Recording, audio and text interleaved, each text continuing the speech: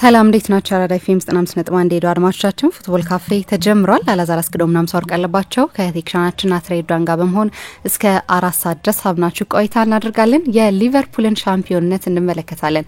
ከቶተናም ጋር አቻ መውጣት ብቻ በቂው ነው 20ኛውን የፕሪሚየር ሊግ ዋንጫ ወደ ቤቱ ለማስገባት ሊቨርፑል ጫፍ ላይ ደረሰ መስሏል። ይሄን ያደረገው ደግሞ በአዲስ አሰልጣኝ ቅጥር ነው። ለሊጉ አዲስ በሆኑ አሰልጣኝ እንዲሁም ለክለቡ አዲስ በሆኑ አሰልጣኝና ምንም ተጫዋች ባላስፈረመው ወይም ደግሞ ያስፈረመው ተጫዋች ያን ያህል ፕሪሚየር ሊጉ ላይ ለውጥ ባላመጣለት ሁኔታ ውስጥ ነው። ይህንን ጉዳይ እንመለከታለን። እንግዲህ ሊቨርፑል ሻምፒዮን የሚሆንበትን ጊዜ ሊያረዝም የሚችል ወይም ደግሞ ሊፎካከር የሚችለው ብዙ ክለብ ነበር ለማለት ያስቸግራል በዚህ የውድድር ዓመት ከአርሰናል ውጪ። ይህንን ጉዳይ እንመለከታለን። አድማጮቻችን በዚህ የውድድር ዓመት የሊቨርፑልን የፕሪሚየር ሊግ ጉዞ እንዴት አገኛችሁት? ሻምፒዮንነታቸው ምን ይመስል ነበር የሚለውን ደግሞ በፌስቡክ ገጻችን ላይ ታጋሩን ትችላላችሁ። ቡድኑ የተሰራበት መንገድ ከኤርገን ክሎፕ አርነ ስሎት ተቀብለው ቡድኑ ሻምፒዮን ያደረጉበት መንገድ እንዴት ባለ መልኩ ነው የሚገለጸው? ይህንን አድማጮቻችን የፌስቡክ ገጻችን ላይ ልታጋሩን ትችላላችሁ። ከዛ ውጪ ግን የዩቲዩብ ቻናል አለን። ሊንኩን አላዛር አስገዶም ፉትቦል ካፌ ፌስቡክ ፔጅ ላይ ማግኘት ትችላላችሁ። ከዚህ በፊት የሰራናቸውን ፕሮግራሞች፣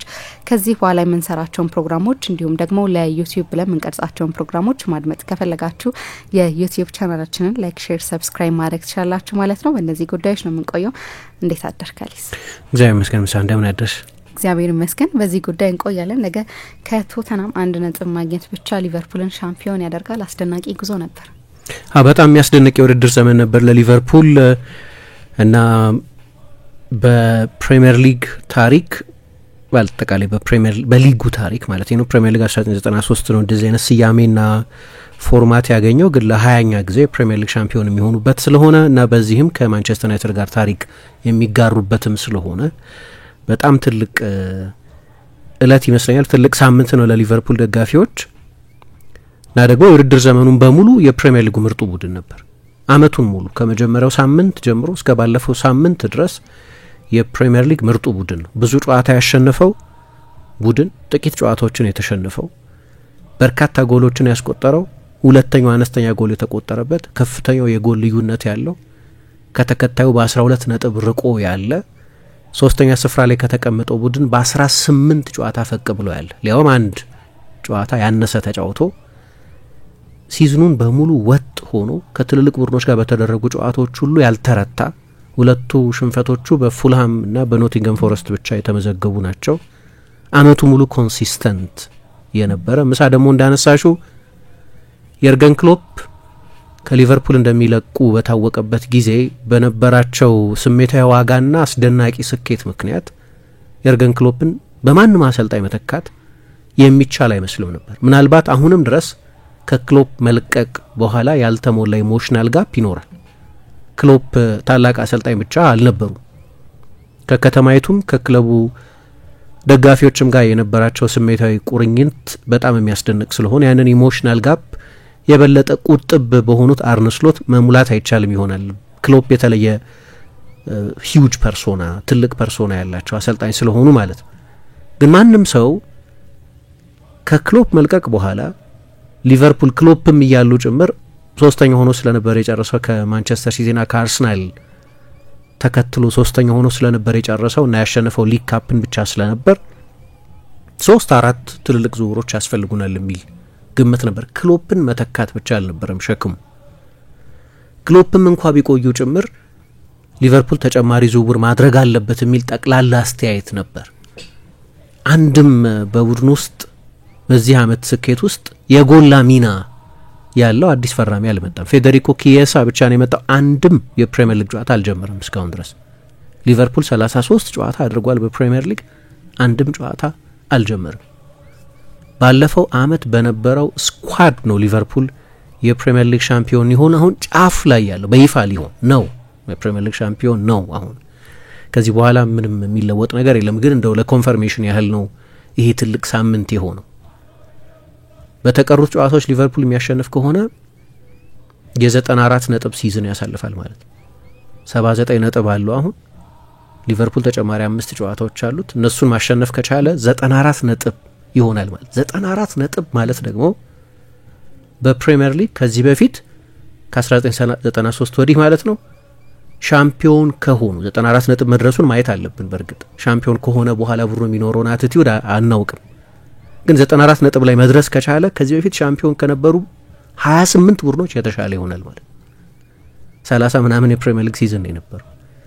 ከዚህ የተሻለ ስኬት ሊኖር አይችልም። ኦፍ ኮርስ በውድድር ዘመኑ ሁሉ በነበረ እያደገ በመጣ መጠበቅ ምክንያት የሊቨርፑል ደጋፊዎች በቻምፒየንስ ሊግም በሌሎችም ውድድሮች ብዙ ርቀት እንዲሄድና ከፕሪሚየር ሊግ ዋንጫም ባሻገር ሌሎች ክብሮችን መጨመር ይችላል የሚል እምነት ስለነበራቸው መጠነኛ የቅሬታ ስሜት ነበር ይሆናል። ግን ፕሪሚየር ሊግ ብቻውን በጣም አስደናቂ የውድድር ዘመን ነው ለሊቨርፑል። በተለይ ቅድም ካልናቸው ዴቨሎፕመንቶች ከክሎፕ መልቀቅ ተጨማሪ ዝውውሮችን ካለማድረግ በመነሳት እና አመቱን ሙሉ የሶስት ተጫዋቾች ውል የቨርጂል ቫን ዳይክ የትሬንት አሌክዛንደር አርኖልድ እና የሞሐመድ ሳላህ ጉዳይ አንዳንድ ክለቦችን ወይ ቡድኖችን ሊያፈራርስ የሚችል ነው። የሶስቱ ተጫዋቾች በቡድኑ መቆየት አለመቆየት ጉዳይ እስከ ቅርብ ጊዜ ድረስ ሳይለይለት በመቆየቱ ምክንያት ያንንም ጭምር ተቋቁሞ አመቱን ሙሉ ኮንሲስተንት ሆኖ የፕሪሚየር ሊግ ሻምፒዮን ሊሆን ጫፍ ላይ ነው ያለው። ስለዚህ ስፔሻል ሲዝን ነው ይሄ ለሊቨርፑል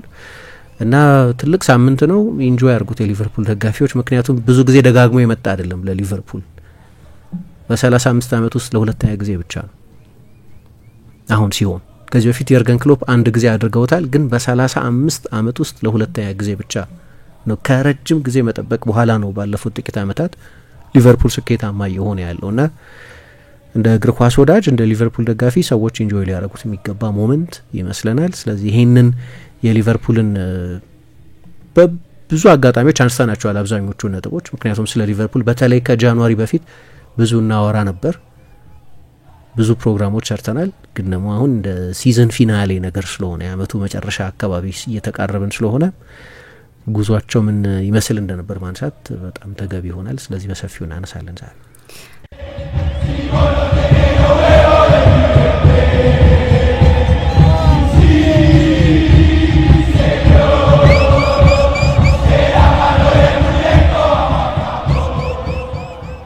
ተመልሰናል አድማጮቻችን። ኤፍኤም 95.1 ላይ ትገኛላችሁ። ፕሮግራሙ ፉትቦል ካፌ ነው። የሊቨርፑልን ጉዳይ እናነሳለን። በዚህ ሳምንት ሻምፒዮን ለመሆን አንድ ብቻ ነጥብ ነው የሚያስፈልገው። ከቶተናም ጋር አቻ መውጣት የሊቨርፑልን ሻምፒዮንነት ያረጋግጣል። ስለዚህ በእንግሊዝ 20 የፕሪሚየር ሊግ ዋንጫ ያነሱ ክለቦች ከዚህ በኋላ 2 ይሆናሉ ማለት ነው። እንመልከተው ይሄንን ጉዳይ። ለአርነ ስሎትና ለሊቨርፑል በጣም ጥሩ የውድድር ጊዜ ነበር ማለት ይቻላል። መጀመሪያ ላይ የሰበሰቡት ነጥብ መጨረሻ ላይ ራሱ ብዙ እረፍት እንዲኖራቸው ያደረገ ይመስላል። ሊቨርፑል አንዳንድ ቦታዎች ላይ ተዳክሟል እያለን በምናነሳበት ሰዓት እንኳን ብዙ የሚያሰጋው ነገር አልነበረ። ምክንያቱም የመጀመሪያዎቹን ጊዜያቶች የጀመረበት መንገድ በጣም አስደናቂ ነበረ። ይሄንን ጉዳይ እናንሳ። በተለይ ደግሞ በአዲስ አሰልጣኝ ስር መሆኑና ለሊጉም ልምድ በሌላቸው አሰልጣኝ መሆኑ በጣም አስደናቂ ያደርገዋል። ልክ ነው። የውድድር ዘመኑ በሙሉ ቅድም መግቢያችን ላይ እንዳነሳ ነው በጣም አስደናቂው የፕሪሚየር ሊግ ቡድን ሆኖ ያሳለፈና ደግሞ ከዚህ በፊት አንድ የምናነሳው ነገር የ90 ነጥብ ባር ተቀምጧል። የፕሪሚየር ሊግ ሻምፒዮን ለመሆን አንቶኒዮ ኮንቴ የቼልሲ አሰልጣኝ ሆኖ ከተሾመበት በኋላ ጓርዲዮላም ከየርገን ክሎፕ ጋር ለፕሪሚየር ሊግ ክብር በሚፎካከሩባቸው በነዛ አመታት ከ90 ነጥብ በላይ ይዞ መጨረስም በቂ ያልነበረባቸው ሲዝኖች ነበሩ። ግን ስታንዳርዱ 90 ነጥብ ሆኗል ስንል ነበር። አሁን ከ90 ነጥብ በላይ ይዞ ጭምር ሊጨርስ የሚችል ግሩም ቡድን አሰልጣኝ አርነ ስሎት በዚህ ውድድር ዘመን ሰርተው የፕሪሚየር ሊግ ሻምፒዮን ሊሆኑ አፋፍ ላይ ነው ያሉት። ለሊቨርፑል እንግዲህ በታሪክም በኩል 52ኛ ትልቅ ዋንጫቸው ይሆናል። ሁሉንም ውድድሮች ኮሚኒቲ ሺልድን ሳይጨምር 52ኛ ትልቅ ዋንጫቸው ይሆናል። አሁን በእንግሊዝ ማነው ስኬታማው ክለብ የሚል ክርክር አለ። በዋንጫዎች ብዛት አንደኛው መለኪያ ዋንጫዎች ብዛት ነው። ምናልባት ዋናው መለኪያ የዋንጫዎች ብዛት ነው በእንግሊዝ ትልቁ። ሌሎች አንድን ክለብ ግዙፍ የሚያደርጉት ኤሌመንቶች እንዳሉ ሆኖ ግን የመጀመሪያው መለኪያ ማን ብዙ ዋንጫ ወሰደ የሚለው ነው። የሊቨርፑል ሰዎች ኮሚኒቲ ሺልድን አይቆጥሩም። የትልልቅ ኦነርስ ብለው ወይም ሜጀር ኦነርስ ወይም ዋና ዋና ዋንጫዎች ብለው ክለባቸው በታሪኩ ያሸነፋቸውን ዋንጫዎች ብዛት ሲጠቅሱ ኮሚኒቲ ሺልድን እንደ ሲሪየስ ውድድር አይወስዱትም። አንዳንድ ክለቦች እና አንዳንድ አሰልጣኞች መቆጠር ያለበት ነው ይላሉ፣ ሌሎች ደግሞ የለበትም ይላሉ። እና ሊቨርፑል አሁን እሁድ የፕሪሚየር ሊግ ሻምፒዮን ሲሆን ወይም አንድ ሳምንት ዘግይቶ ሻምፒዮን ሲሆን እሁድ እንኳ ካልሆነ እና ድንገት ሳይጠበቅ በቶተንሃም ቢሸነፍ ለተጨማሪ አንድ ሳምንት ይዘገይ ይሆናል እንጂ ሊቨርፑል የፕሪሚየር ሊግ ሻምፒዮን የመሆኑ ጉዳይ የጊዜ ጉዳይ ነው። በዚህ ሳምንት ባይሆን በወዲያኛው ቀጥሎ በሚመጣው ሳምንት ይሆናል ማለት ነው። 52ኛ ትልቅ ዋንጫቸው ይሆናል። አሁን በዚህ ስሌት ከማንቸስተር ዩናይትድ በ4 ይበልጣሉ። ማንቸስተር ዩናይትድ ኮሚኒቲ ሺልድን ካላካተትን 47 ዋንጫዎችን ያሸነፈው። አሁን በፕሪሚየር ሊጉ 20 እኩል ይሆናሉ። ማንቸስተር ዩናይትድ የመጀመሪያው 20 ዋንጫዎችን ያሸነፈ የፕሪሚየር ሊግ ወይም የሊግ ቡድን ነው። ከ1888 ጀምሮ ነው እንግዲህ የሊግ ውድድር በእንግሊዝ መደረግ የጀመረው። ስለዚህ ከዩናይትድ ጋር እኩል ይሆናሉ። በእርግጥ ግን ደግሞ ሁሉንም ዋንጫዎች ከደመርን ከማንቸስተር ዩናይትድ በ5 የምንርቅበት ነው የሚሉት የሊቨርፑል ሰዎች። ደግሞ ሁለቱ ዋና ዋና ውድድሮች ፕሪሚየር ሊግና ኤፍኤ ካፕ የሚባሉት ውድድሮች ላይ አሁን ፕሪሚየር ሊጉን እኩል ይሆናሉ። በቻምፒየንስ ሊግ ደግሞ ሊቨርፑል የበለጠ ዋንጫዎች አሸንፏል። 6-3 ነው በፕሪሚየር ሊግ እና በቻምፒየንስ ሊግ ያለው ስኬት። ስለዚህ ታሪካዊ ድል ነው የሚሆነው ማለት ነው። ከዋናዎቹ የእንግሊዝ ውስጥ ከሚደረጉት 4 ውድድሮች ማንቸስተር ዩናይትድ ከሊቨርፑል የሚበልጠው በኤፍኤ ካፕ ብቻ ነው። በፕሪሚየር ሊግ እኩል ይሆናሉ። በቻምፒየንስ ሊግ ሊቨርፑል ይበልጣል። በሊግ ካፕ ሊቨርፑል ይበልጣል። በኤፍኤ ካፕ ብቻ ማንቸስተር ዩናይትድ ይበልጣል። ውድድሮቹ ነጣጥለንም ካየን ሊቨርፑል በአብዛኞቹ ውድድሮች ላይ ከማንቸስተር ዩናይትድ የተሻለ ዋንጫ ታሪክ አለው። በማንቸስተር ዩናይትድና በሊቨርፑል መካከል ያለውን ራይቨለሪ እናውቃለን። አሁን ሲጻፍ እንደማየው የሆነ ጊዜ በማንቸስተር ዩናይትድ በኩል አሌክስ ፈርጉሰንም ሲመጡ ሊቨርፑልን ከዛ ከተቀመጠበት ከፍታ ነው ማውረድ የምፈልገው ኖኪንግ them off their perch ብለው ተናግረው ስለነበር እና ብዙዎቹ በማንቸስተር ዩናይትድ ቡድን ውስጥ የነበሩት ተጫዋቾች የማንቸስተር ከተማ ልጆች በመሆናቸው ለምሳሌ ኔቪል ወንድማማቾች ወይ ኒኪ ባት አይነቶቹ ወይ ጋሪ ኔቪል እንዳልኩት አይነቶቹ ተጫዋቾች በማንቸስተር ከተማ ተወልደው ያደጉ ስለሆኑ በሁለቱ ከተሞችና በሁለቱ ክለቦች መካከል ያለውን የባላንጣነት ስሜት እንደ ደጋፊ ነው የሚያዩት። ስለዚህ ሊቨርፑልን መብለጥ ህልም ነበር ሁሉ ጊዜም። ያኔ አይመስልም ነበር ምክንያቱም ሰር አሌክስ ፈርጉሰን ማንቸስተር ዩናይትድን ሲረከቡ 7 የሊግ ዋንጫ ብቻ ነው ያሸነፈው ማንቸስተር ዩናይትድ። ያኔ አንደኛም ሁለተኛም አይደል። አይ ቲንክ ሊቨርፑል አንደኛ ነበር፣ አርሰናል ሁለተኛ ነበር። ስለዚህ አንደኛም ሁለተኛም አልነበረም ፈርጉሰን እንደዛ ሲሉ። ከዚያ በኋላ ሊቨርፑል አንድ ተጨማሪ የመጨረሻ ጊዜ ኬሊ ዳልግሊሽ 1990 ካሸነፈ በኋላ 99 የውድድር ዘመን ሊቨርፑል ተጨማሪ የሊግ ድል ሳያገኝ ማንቸስተር ዩናይትድ 13 ፕሪሚየር ሊጎች አሸንፎ የፕሪሚየር ሊግ አለቃ ሆኖ አሌክስ ፈርጉሰን ሲለቁ ያንን መጀመሪያ ሲመጡ የተናገሩትን ነገር አድርገውት ሊቨርፑልን ከከፍታው አውርደውት ነው ሄዱት። እና ያ የማንቸስተር ዩናይትድ የሊቨርፑል ኦብሰሽን ሰዎች እንደሚናገሩት አንድም ፈርጉሰን እንዲህ አይነት ትልም ስላስቀመጡ ነው። በሌላ በኩል ግን እነዚህ ማንቸስተራውያን ማንኩኒያንስ የሆኑት የማንቸስተር ዩናይትድ ተጫዋቾችም ከሊቨርፑል መብለጥ ከሌሎች ኢንተርናሽናል ተጫዋቾች የተለየ የባላንጣነት ስሜት ስላላቸው የሚሰጣቸው ትርጉም ነው። አሁን ለሊቨርፑል እንደዛ አይደለም። የሊቨርፑል ደጋፊዎችም ሚዲያው ላይ ብታይ ብዙ ፕሮፓጌት ይደረግ አትሰሚም። ሃያኛ ከማንቸስተር ዩናይትድ እኩል የምንሆንበት ሲሉ አትሰሚያቸው። እና አብዛኛው የሚሉት ነገር በቃ በድጋሚ ሊጉን ማሸነፋችን ነው ዋናው ነገር አለ። በኦልድ ትራፎርድ አስታውሳለሁ 3-0 ባለቀ ጊዜ በዚህ ውድድር ዘመን 20 የሚል ጽሁፍ ይዘው የገቡ የሊቨርፑል የተወሰኑ ደጋፊዎች ነበሩ። ግን እንደው በአጠቃላይ በሚዲያ ላንድስኬፑ ላይ የሊቨርፑል 20ኛ የፕሪሚየር ሊግ ሻምፒዮን መሆንና ከማንቸስተር ዩናይትድ እኩል መሆንን እንደ ትልቅ ናሬቲቭ ሲጠቅሱት አይሰማም። እና የሚባለው ነገር አንደኛው ይሄ የሊቨርፑል ስብስብ ልክ ነው ከርቲስ ጆንስ፣ ትሬንት አሌክዛንደር አርኖልድ አይነት የሊቨርፑል ከተማ ልጆች አሉበት። ነገር ግን እንደ ፈርጊ ቤቢስ ጊዜ በርካታ ማንኩኒያንስ ቡድን ውስጥ ያሉበት አይደለም። ዋናው የቡድኑ ኮከብ ሙሐመድ ሳላህ ግብጻዊ ነው ወይም አምበሉ ቨርጅል ቫን ዳይክ ሆላንዳዊ ነው። የማንቸስተር ዩናይትድና የሊቨርፑልን ባላንጣነት ልክ ጋሪ ኔቪል ኮንሱም እንደሚያደርገው ኮንሱም አያደርጉትም እነዚህ። እና በተጫዋቾቹም በኩል በሚዲያ ሲነገር አትሰሚም። አሁን ከማንቸስተር ዩናይትድ እኩል የምንሆንበት ነው ሲሉ አንሰማም። ግን ደግሞ የዋንጫ ታሪክ አለ እና በዋንጫ ታሪክ በሊቨርፑል ስሌት አሁን በ4 እንበልጣለን ከማንቸስተር ዩናይትድ ሜጀር ኦነርስ በሚባሉት ኮሚኒቲ ሺልድ ሳይጨመር። ኮሚኒቲ ሺልድ የሚጨመር ከሆነ ደግሞ 68ኛ ይሆናል። ኮሚኒቲ ሺልድንም እንደ ዋንጫ ከቆጠርን እነዚህ ዋና ዋና ድሎች የሚባሉት ማለት ነው ማንቸስተር ዩናይትድ 68 ሊቨርፑል 67 ነው ያሸነፉት ኮሚኒቲ ሺልድ ከተደመረ። ምክንያቱም ማንቸስተር ዩናይትድ 21 ጊዜ ነው ይሄንን ውድድር ያሸነፈው ኮሚኒቲ ሺልድ የሚባለውን ጨዋታ ያሸነፈው። ሊቨርፑል 16 ጊዜ ነው ያሸነፈው። ስለዚህ ከተደመረ 68 67 ይሆናሉ ማለት ነው። ኮሚኒቲ ሺልድን እንዳልኩት አከራካሪ ነው። አንዳንድ ሰዎች ትልቅ የፕሪሲዝን አካል ነው፣ ግሎሪፋይድ ፍሬንድሊ ነው ይላሉ። አንዳንዶቹ ደግሞ በሌሎች አውሮፓ ሀገራት እንደ ሱፐር ካፕ ደድል ይቆጠር የለም ስለዚህ እንግሊዝ ውስጥ መቆጠር አለበት የሚሉ በተለይ አውሮፓውያን አሰልጣኞች በኖሩባቸው ሀገራት እንዲህ አይነት ታሪክ ስላለ ኮሚኒቲ ሺልድን እንደዛ የሚወስዱት ሰዎች አሉ።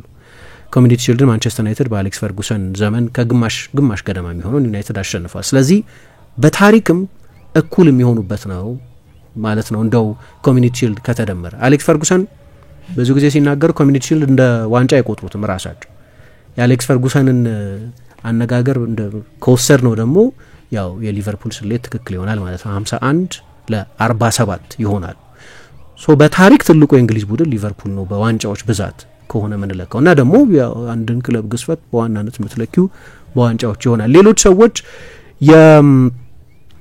የአውሮፓ ሱፐር ካፕ፣ የዓለም የክለቦች ዋንጫ ወይም ኢንተርኮንቲኔንታል ካፕ የሚባሉትን ውድድሮች ከጨመርን ደግሞ ኮሚኒቲ ሺልድ ተነስቶ እሱን እንደ ውድድር እንደ ሜጀር ኦነር ካልቆጠር ነው። ግን እነዚህን የአውሮፓ ቻምፒየንስ ሊግ በማሸነፍ የሚገኙ ጨዋታዎች ናቸው እነዚህ። ለምሳሌ ኢንተርኮንቲኔንታል ካፕ ቻምፒየንስ ሊግ የሚያሸንፍ ቡድን በሌሎች አህጉራዊ ውድድሮች ከሚያሸንፉ ቡድኖች ጋር ሲጫወቱ የሚገኙ ድሎች ናቸው። በዚህም ከለካ ነው ሊቨርፑል ኮሚኒቲ ሺልድን ከተውን ማለት ነው 46-44 ይሆናል ማለት ነው። ብዙ ታሪካዊ ትርጉም አለው በዋንጫዎች በኩል ማን ነው የእንግሊዝ ትልቁ ክለብ የሚለውን ክርክር በተመለከተ ግን የዋንጫውን ቁጥር ካየ ነው ያው ሁለት አይነት ክርክር ነው የሚኖረው ማለት ነው። ኮሚኒቲ ሺልድ ያለበትና የሌለበት። ኮሚኒቲ ሺልድ ያለበት ሊስትን ከሆነ የምናስቀምጠው ከማንቸስተር ዩናይትድ እኩል ይሆናሉ። ዩናይትድ በነገራችን ላይ እንደገና ተመልሶ የበላይ ሊሆን ይችላል። ዩናይትድ ኮሚኒቲ ሺልድን እንደ ሜጀር ኦነር ይቆጥራል በክለብ ደረጃ፣ ሊቨርፑል አይቆጥርም። ግን እኛ እንቁጠረው ብንል ማንቸስተር ዩናይትድ በዚህ አመት የዩሮፓ ሊግ ካሸነፈ እንደገና 69-68 ይሆናል ማለት ነው ዩሮፓ ሊግ ውስጥ ግማሽ ፍጻሜ ውድድር ላይ ስላለ እና በዚህ ምክንያት ለሊቨርፑል ታሪካዊ ትርጉም ያለው የፕሪሚየር ሊግ አሸናፊነት ይሆናል ማለት ነው። ያው እንግዲህ እንዳነሳሁት የናሬቲቭ ኦብሰሽን ያለባቸው አይደሉም። ሌላኛው ግን ቅድም እንዳልኩት የሚገባው አሸናፊ ነው ሊቨርፑል በዚህ ውድድር ዘመን ያለምንም ክርክር። ልክ ነው ሌሎቹ ቡድኖች ጥሩ ሲዝን አላሳለፉም፣ ግን እሱ የሊቨርፑል ጉዳይ አይደለም። ማንቸስተር ሲቲ እንደዚህ አይነት በአብዛኛው አስቸጋሪ የውድድር ዘመን ቢያሳልፍ፣ አርሰናል እንዲህ አይነት የውድድር ዘመን ቢያሳልፍ፣ ወይ ቼልሲ፣ ዩናይትድ፣ ሌሎች ለዋንጫ የሚጠበቁ ቡድኖች ጥሩ የውድድር ዘመን ባያሳልፉ ይሄ ሊቨርፑል ጉዳይ አይደለም። ሊቨርፑል የ94 ነጥብ ሲዝን እያሳለፈ ነው እና በራሱ በጣም አስደናቂ ሲዝን ነው። ይሄ ደግሞ ያጋጥማል ሌሎችን ቡድኖች ውስጥ። ለምሳሌ አርሰናል ደብል ዊነር ነበር 1998 የሁለትዮሽ አሸናፊ ነበር። የቬንገር የመጀመሪያው ሙሉ ሲዝን ነበር። ከዛ በፊት ለግማሽ የውድድር ዘመን ገደማ አርሰናልን አሰልጥነዋል። 96-97 የውድድር ዘመን ላይ ነው የመጡት። ነገር ግን ለምሳሌ ኦልትራፎርድ ላይ ማርክ ኦቨርማርስ የአሸናፊነቱን ጎል አስቆጥሮ አርሰናል የፕሪሚየር ሊግ ሻምፒዮን እንደሚሆን ግልጽ ፍንጭ በተሰጠበት በዚያ ጨዋታ ላይ የማንቸስተር ዩናይትድ ላይንአፕ ግብ ጠባቂው ሽማይክል ነው። ግን ተከላካዮቹን ብታይ በዩናይትድ ታሪክ ብዙ የማይታወሱ ተጫዋቾች ለምሳሌ ያሉ ከርትስ ተሰልፏል።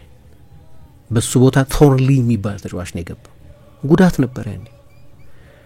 ሮኒ ዮንሰን ብዙ ጊዜ ተከላካይ ነው፣ አማካይ ሆኖ ነው የተጫወተው። ፊል ኔቭል አማካይ ሆኖ ነው የተጫወተው እዛ ጨዋታ ላይ እና በዚያ ጊዜ ሮኒ ዮንሰን እና ፊል ኔቭል ነው ከአርሰናል ጋር ከፓትሪክ ቪዬራ እና ከኤማኑኤል ፔቲ ጋር በኋላ የዓለም ዋንጫ አሸናፊ ከሆኑት ተጫዋቾች ጋር አብረው የተጫወቱት። ምክንያቱም እና እዛ ጨዋታ ላይ ጋሪ ኔቭል የመሃል ተከላካይ ነበር። አጭሩ ጋሪ ኔቭል የመሃል ተከላካይ ነበር። ይሄ ቤን ቶርንሊ የሚባለው ተጫዋች የውድድር ዘመኑ ካበቃ ከሁለት ወር በኋላ ወደ ሃደርስፊልድ ነው ሄደው። ዴቪድ ሜም እዛ ጨዋታ ላይ ተቀይሮ ገብቶ ተጫውቷል። ለምን እንደዛ ሆነ? ልክ ነው አርሰናል በጣም ጥሩ ቡድን ነበር፣ ግን የፕሪሚየር ሊግ ሻምፒዮን ስትሆኚ የሌላው ቡድን እክልም ያግዛል። ኦፍ ኮርስ ይሄንን አርሰናል ከዚህ በፊት ኢንጆይ አድርጎት ያውቃል፣ በታሪክ እንዲህ ሆኖ ያውቃል። ወይ ማንቸስተር ዩናይትድ ለምሳሌ 2002 2003 የፕሪሚየር ሊግ ሻምፒዮን ሲሆን ሶል ካምቤል የቡድኑ አለት ነበር ያኔ። የመጨረሻዎቹን 5-6 ጨዋታዎች አልተጫወተም። ስለዚህ አርሰናል ፓስካል ሲጋን መጠቀም ነበረበት። ሎረን ተጎድቷል። ስለዚህ ኦሌግ ሉዥኒን ማሰለፍ ነበረበት።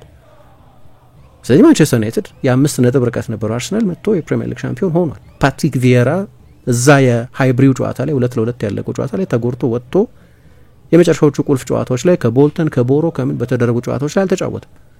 አንደኛው ቡድን ሻምፒዮን ሲሆን ያኛው ቡድን በሆነ መንገድ ሰፈር ሊያደርግ ይችላል። አሁን ሊቨርፑል ለመጀመሪያ ጊዜ ያገኘው እድል አይደለም። ልክ ነው። ሲቲ ብዙ ጉዳቶች ነበሩበት፣ ሮድሪን ጨምሮ ሰሞኑን ሃላንድ የለም። አንዱም የመሀል ተከላካዩ ከ21 ጨዋታ በላይ አልጀመረም። ከ34ቱ ጨዋታዎች መካከል የውድድር ዘመኑን አብዛኛውን ጊዜ ናታን አኬን አላየነውም ወይ እንደተለመደው ጆን ስቶንስም የውድድር ዘመኑን እየተጎዳ ነው ያሳለፈው። የባሎንዶር አሸናፊው ሮድሪ ከመጀመሪያዎቹ ጥቂት ሳምንታት በኋላ አልተጫወተም። በአርሰናል በኩልም በተለያየ የውድድር ዘመኑ ወቅት የተለያዩ ቁልፍ ተጫዋቾች ተጎድተዋል። በሊቨርፑል መጠነኛ ጉዳቶች ነበሩ። የነዚህን ያህል ከፍ አይደለም እንጂ ግን ይሄ በአንድ ሲዝን ውስጥ የሚያጋጥም ነገር ነው። በሌሎች አጋጣሚዎች ሆኗል። ሊቨርፑል የፕሪሚየር ሊግ ሻምፒዮን ሲሆን ለምን መከራከሪያ ሆኖ እንደሚቀርብ አላውቅም። ልክ ነው፣ አስፈላጊ ነው። የሌሎቹን ቡድኖች ኮንቴክስት ብቻ ካነሳ ልክ ነው። አርሰናልን ብቻ ለምን የውድድር ዘመኑ ለዋንጫ እስከ መጨረሻው ድረስ ሳይፎካከር ቀረ፣ ለምን የ12 ነጥብ ጋፕ ተፈጠረ ምናምን ስንል እንደ ማብራሪያ ሆኖ ሊቀርቡ ይችሉ ይሆናል። የሊቨርፑልን ስኬት ዲስክሬዲት ለማድረግ ግን መቅረብ የለባቸውም። ሌሎቹ እነዚህ የጠቀስኳቸው ቡድኖች ሌላ ጊዜ እንደዛ ኢንጆይ አድርገውት ያውቃሉ። ሊቨርፑል ራሱ 2020-2021 የውድድር ዘመን ከሲቲ ጋር ሲፎካከር የመሀል ተከላካዮቹም በሙሉ አንዱም ሳይቀር በከባባድ ጉዳቶች ከውድድር ዘመኑ ውጪ ሲሆኑበት ለቶፕ 4 ነበር የተጫወቱ። የመጨረሻዎቹ ሳምንታት ላይ ምናልባት የመጨረሻውም ጌም ላይ የቻምፒየንስ ሊግ ቦታን ያሳካው። ኦኬ ጉዳት ልዩነት ያመጣል፣ ግን እንደዛ ነው የስፖርቱ ባህሪ። እና እኔ ይህንን የሊቨርፑልን ስኬት ለማሳነስ ጥቅም ላይ መዋል አለበት ብዬ አላስብም። አስደናቂ የውድድር ዘመን ነው። ከውድድር ዘመኑ የመጀመሪያው ጨዋታ ጀምሮ በመሀል የፐርፎርማንስ መዋዠቅ እንኳ ቢኖር አሁን ካለፉት 6 ጨዋታዎች 5ቱን አሸንፏል። አንድ የፉልሃምን ጨዋታ ብቻ ነው የተሸነፈው። እንዲህም ቡድኑ ዝሏል፣ ተዳክሟል እያለም ጭምርም ቢሆን በራኒኑ ኮንሲስተንቱ ትልቅ ቡድን ሊቨርፑል አመቱን ሙሉ አሳይተውታል። ይሄንን ግን በቀደም ምንድነው ማክሰኞ ዕለት ነው አንድ ፕሮግራም ስንሰራ በተለይ የእንግሊዝ ፕሪሚየር ሊግ ሚድል ክላስ የሚባሉት ብራይተን፣ ብሬንፎርድ፣ አሁን ፉልሃም፣ ኖቲንገም ፎረስት፣ ኒውካስል፣ አስቶን ቪላ አይነቶቹ ቡድኖች በጣም ስለተሻሻሉ ለቢግ ሲክስ ለሚባሉት ቡድኖች ሳይቀር ፈተና ሆነው አሁንም ትልልቆቹ ቡድኖች ከደረጃ ሰንጠረዥ በታች ዝቅ ብለው ትልልቆቹ ቡድኖች እነዚህ ቡድኖች ለቻምፒየንስ ሊግ ቦታ እየተፎካከሩ ነው። ያ ደግሞ የሚድል ክላሱን ከፍ እያለ መምጣት የፕሪሚየር ሊጉን አስቸጋሪ የሆነ መምጣት ያሳያል። አንዳንድ ሌሎች መከራከሪያዎች ማቅረብ ይቻላል። ለምሳሌ በመጨረሻዎቹ 6 እና በዋናዎቹ 6 ቡድኖች መካከል ያለው የፋይናንሻል ዲስፓሪቲ ከመቼውም ጊዜ በላይ ሰፊ ነው። በእርግጥ ግን ደግሞ እንደዚህ በቅርብ ጊዜ አንዳንዶቹ በዴታ አንዳንዶቹ በባለጠጋ ቢሊዮነሮቻቸው አንዳንዶቹ በመንግስት እንደ ኒውካስል አይነቶቹ ክለቦች ከትልልቆቹ ቡድኖች የበለጠ ገንዘብ ማውጣት ሁሉ ጀምረዋል። ስለዚህ በመጠኑ ደግሞ የኮምፒቲቲቭ ባላንሱ አሁን በተለይ ባለፉት ጥቂት ዓመታት እየተስተካከለ ስለሆነ ፈታኝ ነው። ግን አንድ ሰው ምን ሲል ሰማሁት መሰለሽ፣ ለምሳሌ የእንግሊዝ ቡድኖችን በአውሮፓ ውድድሮች ተመልከቷቸው ይላል። ሊጉ ቀላል እንዳልሆነ ሊቨርፑል ከማን ጋር እንደተፎካከረ ለማወቅ ባለፈው በሁለት የሳምንት አጋማሽ ጨዋታዎች የወቅቱን የአውሮፓን ሻምፒዮን ሪያል ማድሪድን አርሰናል እንዴት ዲስማንትል እንዳደረገው እዩ። ግማሽ ፍጻሜ ደርሷል። ከአውሮፓ ቻምፒየንስ ሊግ ቢወጣም ግን አስቶን ቪላ ፓሪስ ሳን ጀርማን ምንድነው ያደረገው በመልሱ ጨዋታ? የሊጉን ስታንዳርድ የሚያሳይ ነው። በሀገራቸው በሀገር ውስጥ ውድድር በፕሪሚየር ሊግ መጥፎ ሲዝን እያሳለፉ እንኳ ቢሆን ሐሙስ ዕለት ማንቸስተር ዩናይትድ እና ቶተንሃም በዩሮፓ ሊግ ግማሽ ፍጻሜ ባላጋራዎቻቸውን ይገጥማሉ። ግማሽ ፍጻሜ ደርሰዋል። ማንቸስተር ዩናይትድ በዚህ ውድድር አንድም ጊዜ አልተሸነፈም። ይሄ ሌላኛው የአውሮፓ ውድድር ነው። አርሰናል ሴሚ ፋይናሊስት ነው። በሚቀጥለው ሳምንት ከፔዤ ጋር ይጫወታል። ከዚያ ደግሞ በኮንፈረንስ ሊግ በእርግጥ ብዙ ጊዜ እንደምንለው በማይመጥነው ቢሆንም ሶስቱ የአውሮፓ የዩኤፋ ሜጀር ውድድሮች ላይ ቢያንስ አንድ የእንግሊዝ ሴሚ ፋይናሊስት አለ። በአውሮፓ በጣም ስኬታማው የአውሮፓ ክለቦ የእንግሊዝ ክለቦችም ሲዝን ነው ይሄኛው። ዋንጫ ያሸንፋሉ አያሸንፍም አናውቅ፣ ግን ግማሽ ፍጻሜ ደረጃ ላይ ቢያንስ አንድ እንግሊዝ ቡድን አለ ከዚሁ ሊግ የወጡ ማለት ነው። የሊጉን ኮምፒቲቲቭነስ ወይም ከባድ ፉክክር ያለበት መሆን ያሳያል። ልክ ነው። አሁን በአንደኛውና በሁለተኛው ከዛም በታች ባሉት ቡድኖች መካከል በጣም ሰፊ ልዩነት አለ። ግን ሰዎች የሚሉት ደሞስ ኮምፒቲቲቭ ሊግ ብሎ ነው ፕሪሚየር ሊግ ራሱን የሚሸጠው። በዚህ ሊግ ውስጥ ነው 2 ጨዋታ ብቻ ተሸንፎ አንድም ቡድን ከ20 ጨዋታ በላይ 20 ጨዋታ ያሸነፈም የለም። ሊቨርፑል 24 ነው ያሸነፈው። ማንም ቡድን ሌላ ከ18 ጨዋታ በላይ ያሸነፈ የለም። ሊቨርፑል ኦልሬዲ 24 አሸንፏል። ማንም 20 ላይ ባልደረሰበት 20 ጨዋታ ማሸነፍ ባልቻለበት የውድድር ዘመን በተለይ ደግሞ ይሄኛው የሽግግር ዓመት ይሆናል ተብሎ በሚጠበቅ ከክሎፕ በኋላ በሌሎች ትልልቅ ክለቦች በእንግሊዝም በሌላውም ሀገር በዩቬንቱስ አጋጥሟል። ጆቫኒ ትራፓቶኒ መተካት ሁልጊዜም ፈታኝ ነበር። በማርሴሎ ሊፒን መተካት ከባድ ነበር። በባርሰሎና ዮሃን ክራይፍን መተካት ከባድ ነበር። እያሸነፉም ጭምር ሁሌ ያለች ስፔስ ነበረች። በቦቢ ሮብሰን ያልተሞላ በቫን ሃል ያልተሞላ ራይካርድ እስኪመጣ ድረስ የነበረ ቮይድ ነበር። ከክራይፍ መልቀቅ በኋላ እያሸነፉም ጭምር ዓለም መዋላት ነበር። በማንቸስተር ዩናይትድ ከአሌክስ ፈርጉሰን መልቀቅ በኋላ የሆነው የሚታወቅ ነው። ላለፉት 12 ዓመታት በአርሰናልም አስቸጋሪ ዓመታት ነበሩ ከቬንገር መውጣት በኋላ።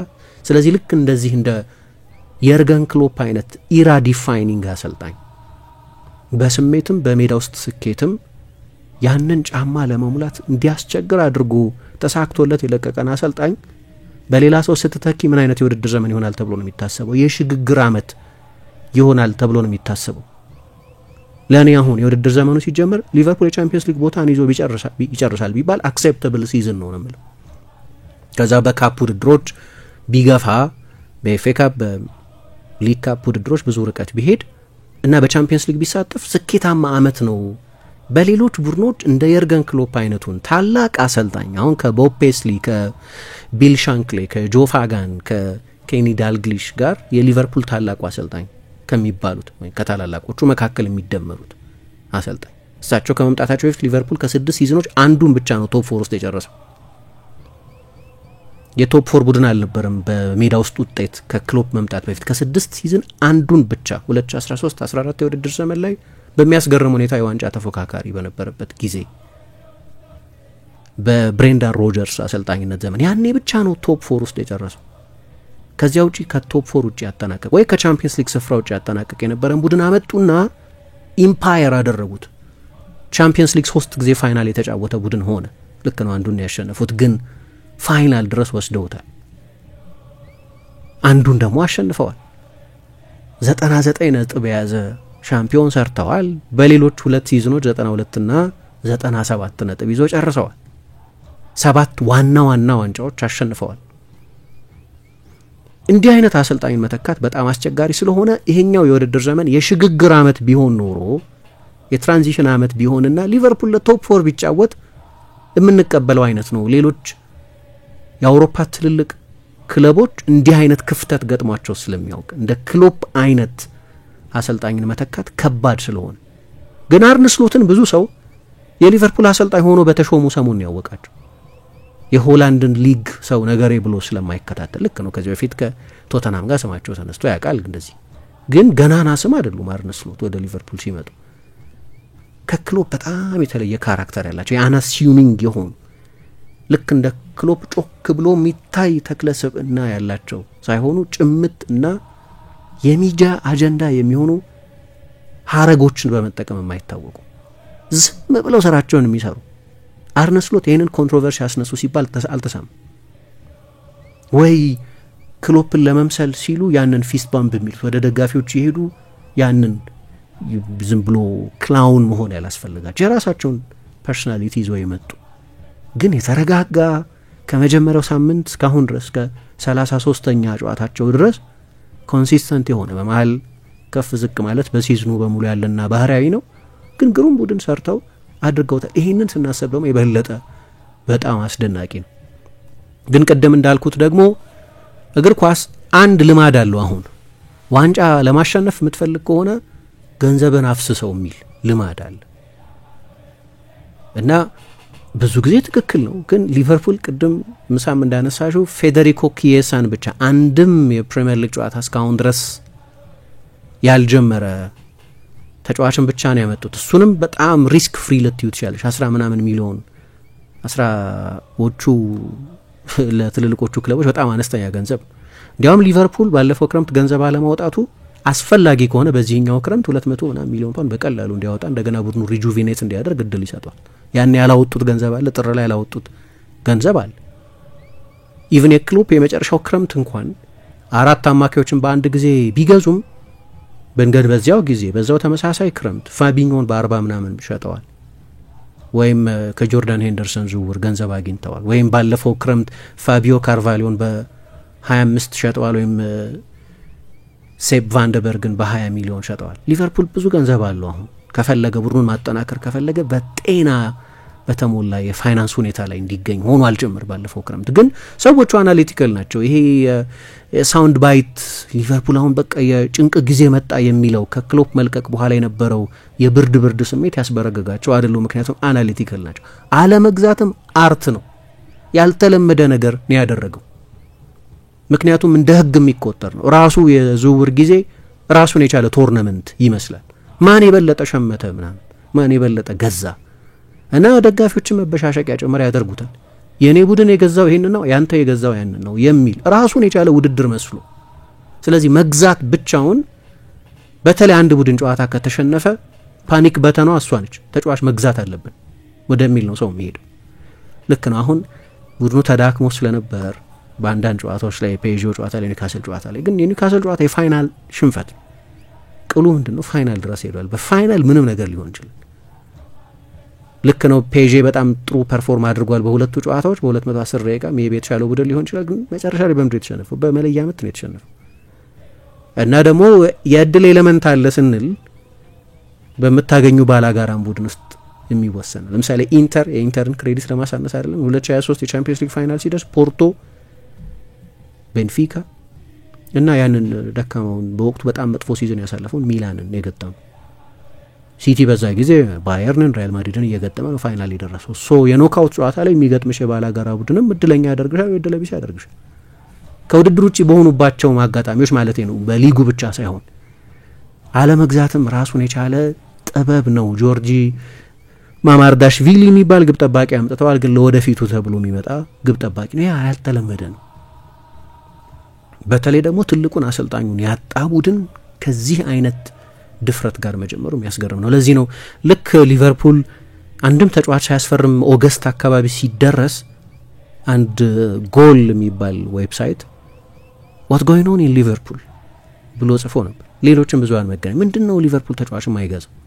ግን ማይክል ኤድዋርድስ ተመልሶ ወደ ሊቨርፑል መጥተዋል። እነዚህን የሊቨርፑል ሌጀንዶች ቫንዳይክን፣ ሳላህን፣ አሊሰንን እና ሌሎቹንም ተጫዋቾች ያመጡ ዴታን መሰረት ያደረጉ የስኳድ ኦዲት በሚገባ የሚሰሩ ሰው ስለነበሩ ቢያመጡም እንኳን አንድ ተጫዋች ነበር ሊያመጡ ይችሉ የነበሩት። ማርቲን ዙቢሜንዲ ብቻን ነበር ሊያመጡ ይችሉ የነበሩት።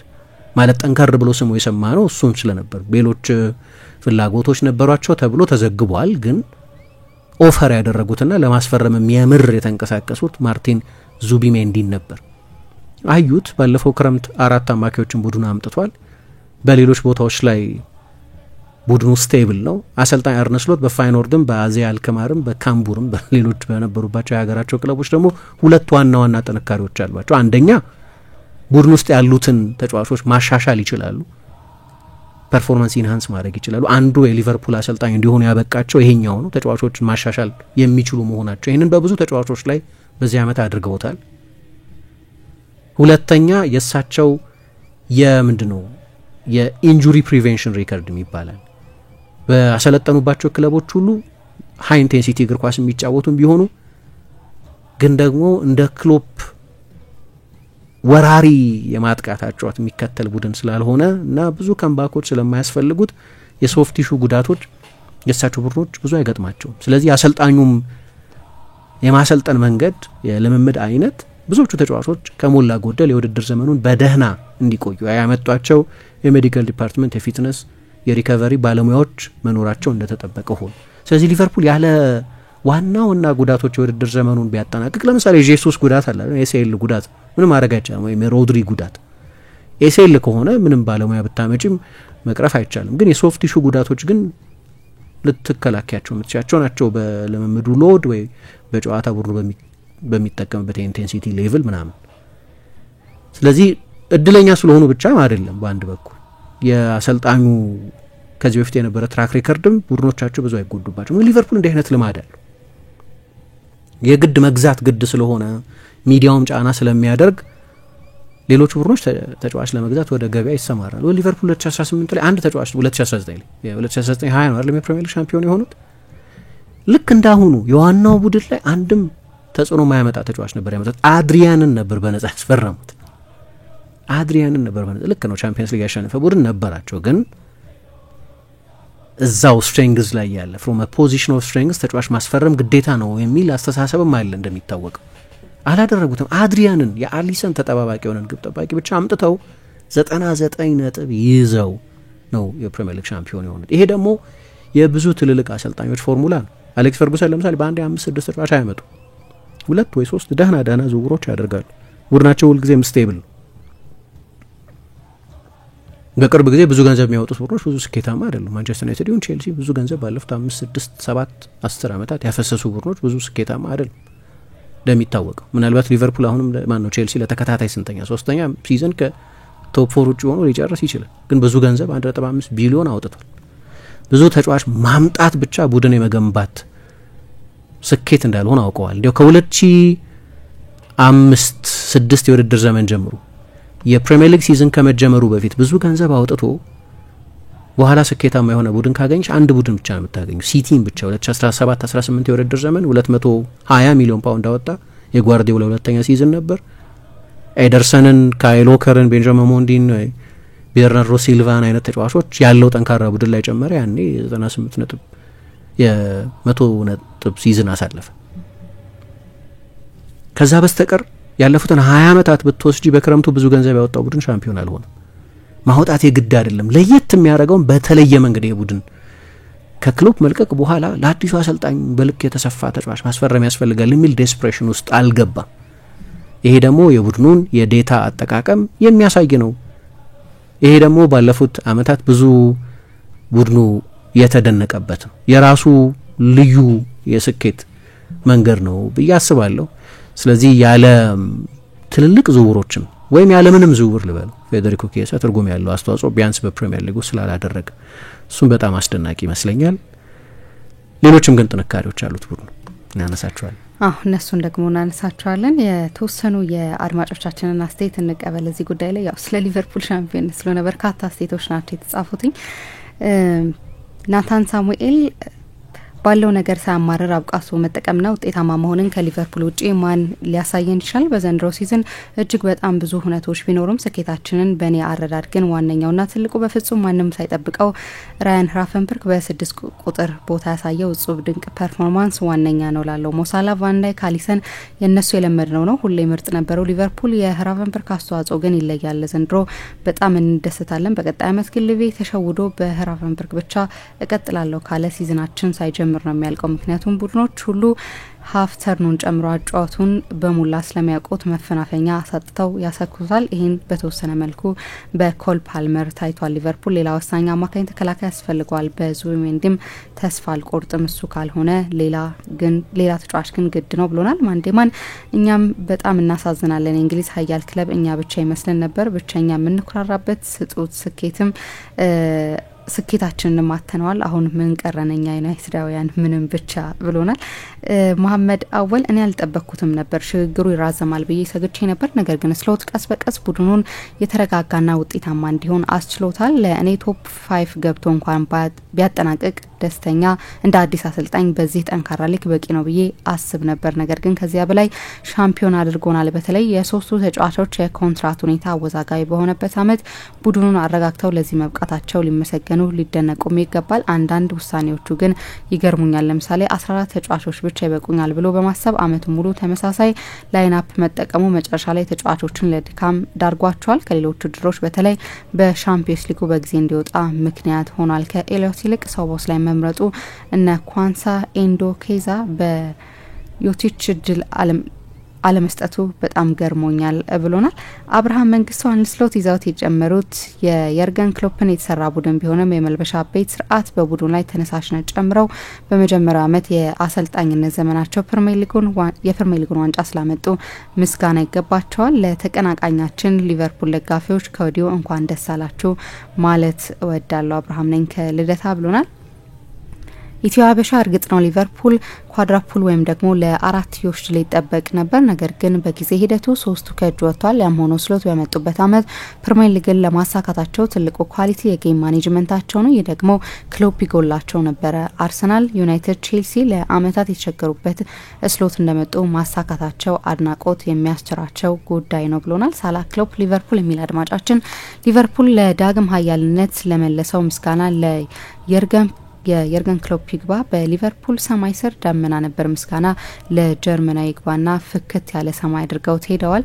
አንስሎት ሲመጣ ማንም ለዚህ ክብር አልጠበቀውም ነበር። ብዙ ሰዎች ሊቨርፑል በደካማ ውድድር ዘመን ነው ሊጉን የበላ ይላሉ። እኔ ግን በተቃራኒው ከአሞሪም ዩናይትድ በስተቀር ትንንሽ ቡድኖች ራሱ ከአቅማቸው በላይ ቡጥ የሰነዘሩበት አመት ነው። በጣም ፈታኝ የሆነ አመት ነው። ሊጉን ያሸነፍነው የሚገባን ሽልማት ነው። እሁድ በመርሲሳይድ ሰማይ ስር አንፊልድ ደመቅ ባለመልኩ እናከብረዋለን ብሎናል።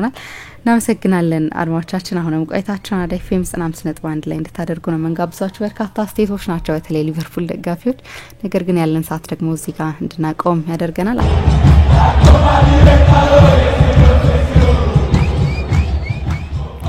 የሊቨርፑልን ጉዳይ ያነሳን ነው የምንገኘው። 1 ነጥብ ብቻ የሚፈልገው ክለብ እንግዲህ ቶተናምን ማሸነፍ የሚችል ከሆነ ወይም አቻ መውጣት የሚችል ከሆነ ካልተሸነፈ ብቻ 20ኛውን የፕሪሚየር ሊግ ዋንጫ ማንሳቱን ያረጋግጣል። ከረጅም ጊዜ በኋላ ነው አይደለ እየቆጠርን መተናል። ሊቨርፑል መቼ ነው ሻምፒዮን የሚለው ካልሆነ በስተቀር ሻምፒዮን እንደሚሆን ግልጽ የነበረ ይመስላል። የአርንስሎትን ጉዳይ ግን እንመልከት። ሆላንዳዊ አሰልጣኝ ናቸው። እኛ ደግሞ እዚህ ፕሮግራም ላይ ሳይቀር በርካታ ጊዜ ሆላንዳዊ አሰልጣኞች ወደ ፕሪሚየር ሊግ መጥተው አይሳካላቸውም የሚሉ አስተያየቶች ሲነሱ እንመለከታለን። ይሄንን ጉዳይ እናንተ የበለጠ ደግሞ ስኬቱን ቆንጆ የሚያደርገው በመጀመሪያ ሲዝናቸው ደግሞ አይሳካላቸውም በሚባሉ የአሰልጣኞች መደብ ነውና ይሄንን ጉዳይ እንመልከት።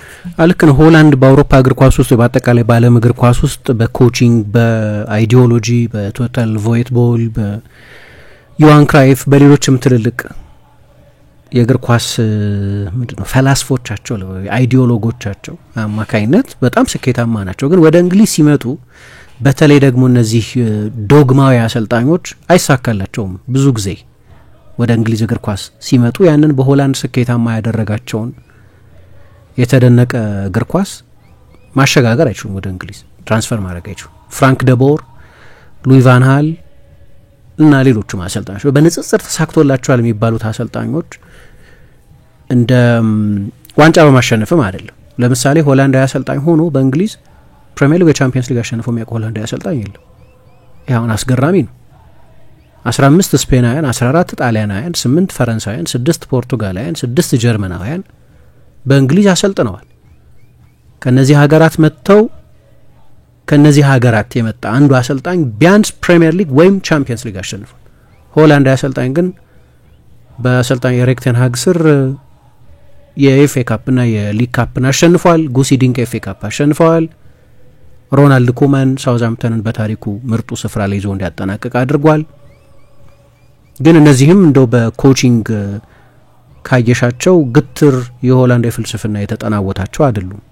የበለጠ የማን ማኔጅመንት አሰልጣኞች ናቸው እንጂ ቲፒካል የሆላንድ አሰልጣኝ ዶግማዊ የጨዋታ እምነት ያላቸው አይደሉም።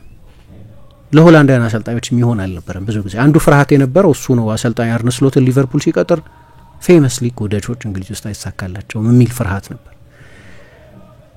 ግን እሳቸው ክሎፕን የሚያክል ትልቅ አሰልጣኝ መተካት ብቻ ሳይሆን በፕሪሚየር ሊግ ታሪክ በመጀመሪያ አመታቸው የፕሪሚየር ሊግ ዋንጫ ያሸነፉ 5ኛው አሰልጣኝ ብቻ ይሆናሉ። እሁድ ከቀናቸው ካልሆነ በሚቀጥለው ሳምንት ዞሮ በዚህ አመት ጆዜ ሞሪኞ፣ ካርሎ አንቼሎቲ፣ አንቶኒዮ ኮንቴ፣ ማኑኤል ፔሌግሪኒ ብቻ ናቸው በመጡበት በመጀመሪያው አመት የፕሪሚየር ሊግ ሻምፒዮን የሆኑ አሰልጣኞች። ጓርዲዮላ በመጣበት አመት አላደረገውም፣ ክሎፕ በመጡበት አመት አላደረጉትም፣ ሌሎችም አሰልጣኞች። ግን ደግሞ ወደ ኋላ እንደው እግር ኳስ ከ92 በፊትም የነበረውን ሲዝን እኒ ብንል ኬኒ ዳልግሊሽ፣ ጆ ፋጋን የሊቨርፑል ሰዎች ናቸው እነዚህ። ወደ ኋላ ከጦርነቱ በፊት ደግሞ ሄድን፣ ከሁለቱ የዓለም ጦርነት በፊት ጆርጅ አሊሰን እና ሴሲል ፖተር የሚባሉ አሰልጣኞች 8 አሰልጣኞች ብቻ ናቸው። 1888 ላይ ነው በእንግሊዝ የሊግ ውድድር የተጀመረው ወይም የፉትቦል ሊግ የሚባለው የተጀመረው። ከአንድ ክፍለ ዘመን በላይ ነው የተደረገው። ፕሪሚየር ሊግም ይሁን ከዛ በፊት የነበረው። ከፕሪሚየር ሊግ በፊትም 4 አሰልጣኞች ብቻ ናቸው ይሄንን ያደረጉት። ብዙዎቹ የሊቨርፑል አሰልጣኞች ስለነበሩ ሊቨርፑል ያለውንም ባህል የሚያሳይ ነው። አንድ ፌመስ አሰልጣኝ ከለቀቀ በኋላ ቢል ሻንክሌ ሲለቅቁ ቢል ሻንክሌ እንግሊዝን ሊቨርፑል ከሁለተኛ ዲቪዚዮን ወደ እንግሊዝ ትልቁ ክለብነት አሸጋገሩት እና እሳቸው መተካት በጣም አስቸጋሪ ነበር። ግን ቦብ ፔስሊ ደግሞ ከሊቨርፑል 6 ቻምፒየንስ ሊጎች 3ቱን ያሸነፉት እሳቸው ናቸው። በቦብ ፔስሊ ሁሌም እንዳይነት ጥሩ ትራንዚሽን አለ። ማንቸስተር ዩናይትድ በዚህ ይቸገራል። ለምሳሌ ማንቸስተር ዩናይትድ ፕሪሚየር ሊግን 20 ጊዜ አሸንፏል አይደለም። 19ኙ በሁለት አሰልጣኞች ስር ነው ያሸነፈው። 13ቱን በአሌክስ ፈርጉሰን ስር፣ አብዛኞቹ ሌሎቹን ብዙዎቹን በፈርጉሰን ስር፣ በሰር ማት በዝቢ ስርና በአንድ ሌላ አሰልጣኝ ስር። አንድ የሊግ ዋንጫ ባሸነፈ ሌላ አሰልጣኝ ስር ብቻ። ግን ዋናዎቹን 90% 95% የሚሆነውን በሁለት አሰልጣኝ ሁሌ ከበዝቢ በኋላ 68 ነው በዝቢ 68 ነው አይደል? ማንቸስተር ዩናይትድ የዩሮፒያን ሻምፒዮን የመጀመሪያ እንግሊዝ ቡድን ነበር የቻምፒየንስ ሊግ ሲያሸንፍ። ከዛ የሚኒክ ዲዛስተር በኋላ አንስተውት ማለት ነው።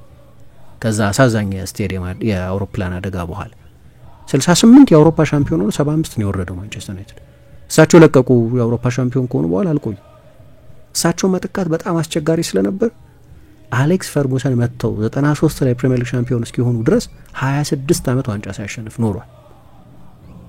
አሁን ደግሞ ከአሌክስ ፈርጉሰን መልቀቅ በኋላ ያው ረጅም ዘመን እየቆጠረ ነው።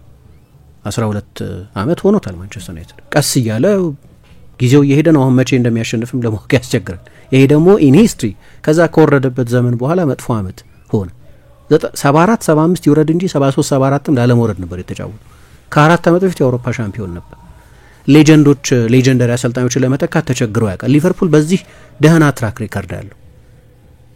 በተለይ ደግሞ ከሰባዎቹ ወዲህ ቢል ሻንክሌ፣ ቦብ ፔስሊ፣ ጆ ፋጋን ያልን ከሄድን አሁንም በድጋሚ ይህንን ትሪክ ደግመውታል። የርገን ክሎፕን ከለቀቁ በኋላ አሁን ስኬታማ ናቸው ማለት ቢለቁ መቼም ቢለቁ በቃ ስኬታማ ታሪክ ያላቸው ናቸው። ግን ለሆላንዳውያን አሰልጣኞችም በሀገረ እንግሊዝ ለመጀመሪያ ጊዜ ለማሰልጠን ለመጣ ማሰልጣኝ አስቸጋሪ ነው እንደ አይነት ስኬታማ የውድድር ዘመን ማሳለፍ። ቅድም ያልኳቸው ደግሞ ኮንቴክስቶች አሉ፣ ሚቲጌቲንግ ፋክተርስ። ክሎፕን መተካት ያለውን ክብደት፣ ወደ አዲስ ሊግ መምጣት ያለውን አስቸጋሪነት። ስለዚህ ሊቨርፑልን የበለጠ የምናደንቀው አሰልጣኙን በመለመለበትም አይን ነው። የኮንቲኒቲ አሰልጣኝ ነው የመረጠው። ግን እኔ አንድ ትልልቅ ክለብ ውስጥ የሚመጡ አሰልጣኞች ኢጎ ፈታኝ ነው አንዳንድ ጊዜ። ዝም ብሎ የክሎፕን ቡድን እኮ ነው ይዞ ሻምፒዮን የሆኑ ምናምን ላለመባል አንዳንድ አሰልጣኞች ይመጡና ደህና የሆነውን ቡድን ሶስተኛ ሆኖ የጨረሰው 81 ነጥብ አለው። ኦኬ መሻሻል አለበት። ያለፈው አመት የነበሩ ድክመቶች ነበሩ። በዝውውር ወይ በኮቺንግ ወይ በጨዋታ ስትራቴጂ በምን መስተካከል ያለባቸው ድክመቶች ነበሩበት። ግን ኢጎ የስሎት ቡድን ነው ይሄ የክሎፕ ክላውን አይደለሁም ለማለት አንዳንድ አሰልጣኞች ይመጡና ዝብርቅርቅ ሊያደርጉት ይችላሉ። ያንን ተቀጽላ ስለማይወዱት ማለት በክሎፕ ቡድን እኮ ነው ሻምፒዮን የሆነው መባል። ግን አንዳንዴ ቤስቱ ነገር ብዙ አለመነካካት፣ ብዙ አልነካኩትም። የእሳቸው ማርክ ትተዋል። ይሄ የክሎፕ ይሄ የስሎት ያለ ምን ጠቅሳቸው ብዙ ጨዋታዎች አሉ። ግን ያ ኢጎ ጠፍንጓል ያዛቸውም እና ኦኬ በቃ የኮንቲኒቲ አሰልጣኝ ናቸው ልክ እንደ ቦብ ፔስሊ ሁሉ። ይሄ ደግሞ የሾሟቸውን ሰዎች ችሎታ ክሎፕን የሾመው አእምሮ ነው ስሎትንም የሾመው ማይክል ኤድዋርድስ እና በተለይ ስፖርት ዳይሬክተሩ ሪቻርድ ሂውዝ። ለዚህ ድል ሳላህ ብዙ ክሬዲት የሚገባው ከሆነ ይገባዋል። ታሪካዊ ሲዝን የ45 የጎል ተሳትፎ ሲዝን ያሳለፈው። ቨርጅል ቫን ዳይክ እንደገና ወደ ብቃቱ ተመልሷል። ራያን ራፍንበርግ ግኝት ነው በአሰልጣኙ። ቡድኑ የሚጫወትበት መንገድ ከአምናው የበለጠ ሜዠርድ ነው፣ ቁጥብ ነው። እንደ አምናው ለእያንዳንዱ የተጋጣሚ ቡድን መልሶ ማጥቃት የሚጋለጥ አይደለም። ዲሲፕሊንድ ነው። ጨዋታ በሚገባ ይቆጣጠራል። እንደ አምናው ለምሳሌ በአውሮፓ አንደኛ ነበር በፓስስ ፐር ዲፌንሲቭ አክሽን ወይም ፕሬሲንግ በሚለካበት ሜትሪክ አንደኛ ነበር። አሁን 13ኛ ነው። ኢትስ ኦኬ። አውቀው ነው ያንን ያደረጉት። ይሄ ካልኩሌትድ ሪትሪት የሚሉት ማለት በስሌት ማፈግፈግ ሆን ብለው ነው ያደረጉት። አምና እንደነበረው ለትራንዚሽኖች ሁሉ እንዳይጋለጥ ማድረግ ብዙ የሚጠቀሱ የዚህ ውድድር ዘመን የሊቨርፑል ምክንያቶች አሉ። ግን አሰልጣኝ አርነ ስሎትን የቀጠረውም ሰው መደነቅ አለበት። ግሩም ቅጥር ነው ይሄ። እንዳልኩት ነው የክሎፕን ኢሞሽናል ስፔስ መሙላት አይቻልም። የተለዩ ናቸው። ለዚህ ነው በሊቨርፑል ደጋፊዎች የሚወደዱት እና ሜቢ መቼም አርነ ስሎት ላይ ሞሉት ይችላሉ ያንን ኢሞሽናል ስፔስ ግን አይጠበቅባቸው መሙላት። ምክንያቱም የቢል ሻንክሊ አይነት ግርማ ሞገስ የካሪዝማ ቦብ ፔስሊ አልነበራቸው። ሲናገሩ እንደዛ አይደሉም። ልክ እንደዚህ ኦል ኢንኮምፓሲንግ የሚሉት በጣም ዶሚኔት የሚያደርግ የክሎፕ አይነት ፐርሶናሊቲ ነበራቸው ቢል ሻንክሊ። ቦብ ፔስሊ እንደዛ አይደሉም። እንደ አርነ ስሎት አይነት ጭምት ሎኪ ሰው ናቸው። የግድ ክሎፕን በክሎፕ አይነት ሰው መተካት አይጠበቅብሽም። ልክ በተች ላይኑ ላይ እንዲህ አይነት በቃ የሄደ ተጫዋቾች የሚያቀፍ ምናምን ያ ኦሪጂናል ክሎፕ ናቸው። የክሎፕ ባህሪ ነው። ግን ያንን ሰው የግድ ኢሚቴት ማድረግ አይጠበቅብሽም። ስለዚህ በሌላ አይነት ሰው ነው የተኩት፣ ግን በጣም የበለጠ ስትራቴጂያዊ በሆነ ሰው። አሁን ክሎፕ ከከተማው ጋር ያላቸው ትስስር ያስደንቃል አይደል? አይታዩም ነው የሚባለው አርነ ስሎት ከተማ ውስጥ የከተማው ዳርቻ ላይ ነው የሚኖሩት። ምግብ እንኳ ቴካዌ ነው የሚያደርጉት፣ ምክንያቱም ቤተሰቦቻቸው እዛው አይኖሩ። ቤተሰቦቻቸው አሁን ድረስ ሆላንድ ነው ያሉት። ከተሳካልኝ በሚቀጥሉ ዓመት አመጣቸዋለሁ። በመጀመሪያው ዓመት አልቆይ እርግጠኛ ስለማልሆን ልጆቼን ከትምህርት ቤት ሁሉ ከሚማሩበት ትምህርት ቤት ሁሉ ለይቼ ማድረግ አልፈልግም። የመጀመሪያ ዓመት ጥሩ ከሆንኩ ምልክቱ ጥሩ ስለሆነ ቤተሰቤን አመጣለሁ ብለው ነበር አንድ ካለ ምልልሳቸው ላይ እንጂ አሁን ልምምድ ሜዳ ላይ አንዳንዴ ፓድል ራሳቸው ክሎፕ በአዲሱ በኪርክቢ የልምምድ ማዕከል ያስገነቡት የቴኒስ መጫወቻ አላቸው። እዛ አንዳንዴ ከስታፎቻቸው ጋር ከሌሎች ከኮቺንግ ስታፍ አባላት ጋር ሲጫወቱ ይታያሉ ከነ ጆን ሃይቲንጋ ጋር። ከዛ ሲመሽ ማንም የከተማው ሰው ሳያያቸው ቴካዌይ አድርገው ወደ ቤት ይገባሉ። በቃ ኑሯቸው እንደዛ ነው። ክሎፕ ደግሞ ከተማ ውስጥ ኢንቮልቭድ ነበሩ። ለዛ ነው የክሎፕን ቦታ መሙላት አትችልም። የተለየ ስሜት ነው ያላቸው። የክብር ዜጋ ናቸው የሊቨርፑል ከተማ ግን ወይም የከተማው ቁልፍ አላቸው እንደዛ እንበለው። ስለዚህ ያም በጣም ነው በተለየ አይነት አሰልጣኝ ሊቨርፑል ተካቸው። የተለያየ ማሸነፊያ መንገድም ግን እንዳለ የሚያሳይ ነው። እኔ ክሎፕን በዚህ በጣም ማድነቅ ፈልጋለሁ። ትተውት በሄዱት ቡድን በዚህ በእርግጥ እኔ የሁለት አሰልጣኞች ቡድን ነው የምለው። ክሎፕ ትተውት የሄዱት ቡድን ከዚህ በፊት በዶርትሙንድ እንዳደረጉት ማለት ነው። በዶርትሙንድ እኮ በሳቸው አሰልጣኝነት ዘመን ቡንደስሊጋ አሸንፏል 2 ጊዜ። ግን በሳቸው አሰልጣኝነት ዘመን ከሰበሰቡት ነጥብ በላይ ነው ቶማስ ቱኸል በመጀመሪያ ሲዝናቸው ክሎፕን በተኩበት ሲዝን የሰበሰቡት 78 ነጥብ። ማይንዝ ወረደ፣ ግን ቀጥሎ የመጡት አሰልጣኝ መልሶ አሳደጉት ወደ ቡንደስሊጋ። ለምንድን ነው ይሄ የሚሆነው? ክሎፕ ትተውት የሚሄዱት ቡድን ግራውንድ ወርኩ በጣም ጥሩ ነው። በሌሎችም ክለቦች ይሄንን አድርገውታል፣ በተደጋጋሚ አድርገውታል። ስለዚህ እሳቸው ክሬዲት ብዙ መሆን አለበት። በግለሰብ መሐመድ ሳላህ ታሪካዊ ሲዝን ያሳለፈው እንዳልኩት ኢንዲቪጁዋሊ ተጫዋቾቹ እና ደግሞ የኮንትራቱ ጉዳይ አረበሻቸው። አሁን ለምሳሌ የስራ መደባቸውን ያውቁት። እኔ ሄድ ኮች ነኝ፣ ስለዚህ ስለ ኮንትራት አትጠይቁኝ ይላል። ስለ ኮንትራት አያወሩም። ለምሳሌ ስለ ጉዳት ምናምን እንትና ተጎዳብኝ ብለው የሆነ ተጫዋች ቢጎዳባቸው ለምሳሌ ስለዛ ሮሮ ሲያሰሙ አትሰሚ እና 4-2-3-1 የበለጠ ሜዠርድ የሆነ የበለጠ ዲሲፕሊን የሆነ ለተጋጣሚ ቡድን ማጥቃት ብዙ ያልተጋለጠ ቡድን ገንብተው ለዚህ የድል አፋፍ አድርሰውታል። ግን ይህንን አእምሮ ለቀጠሩት ሰዎችም መደነቃል። በራሳቸው ብዙ ሪስክ ወስደው ተከላካይ ያስወጥተው አጥቂ እያስገቡ፣ አማካይ ያስወጥተው የበለጠ የማጥቃት ተጫዋች እያስገቡ የብራይተን ጨዋታ ላይ፣ የማንቸስተር ዩናይትድ ጨዋታ ላይ፣ የኖቲንገም ፎረስት ጨዋታ ላይ፣ የአርሰናል ጨዋታ ላይ እንዲህ እየቆጠርን ብዙ የምንጠቅሳ የፉልሃም ጨዋታ ላይ በ10 ተጫዋች 97 ደቂቃ በተጫወቱበት ጨዋታ ራፈንበርግ ነው የመሀል ተከላካይ የሆኑ እንዲህ ደፍረው ያደረጓቸው ለውጦች የኬፕሲው ጨዋታ ጀምሮ ጆዋሬል ካንሳን ከቀጡ የሲቲ ጨዋታ ላይ ትሬንትን አስወጥተው ካንሳን ሲያስገቡ እንዲህ አይነት ብዙ ደግሞ ያሰልጣኙ ጣልቃ መግባት ባይኖርበት ኖሮ የማያሸንፏቸው ብዙ ጨዋታዎች ደግሞ ነበሩ። ስለዚህ የክሎፕ የኮንቲኒቲ አሰልጣኝ ቢሆኑም የራሳቸው ደግሞ አይደንቲቲ ያላቸው ናቸው። በዚህ መንገድ ከሞላ ጎደል የፕሪሚየር ሊግ ሻምፒዮን ሊሆኑ ጫፍ ላይ ደርሰዋል። እኛም የሊቨርፑል ደጋፊዎችን ኢንጆይት እንላለን። አዎ ደግሞ እሁድ የሚያረጋግጥ ይመስላል ይሄንን እድል። ሌሎች ፕሮግራሞችን ደግሞ እንሰራለን።